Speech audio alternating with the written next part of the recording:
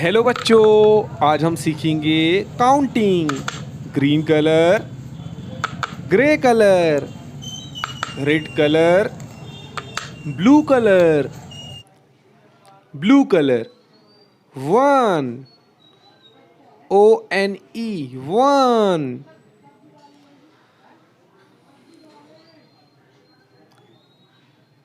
Red colour, two, TWO, to.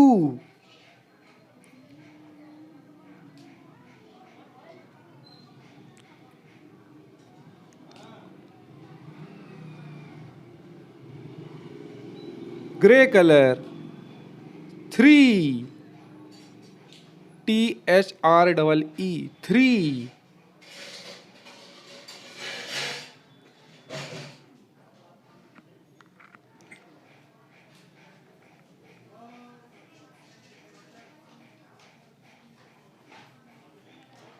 Green colour, four, FOUR, four.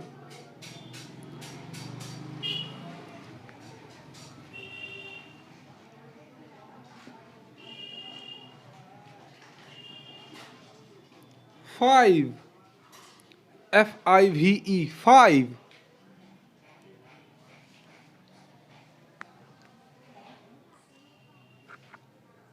Six, SIX, six.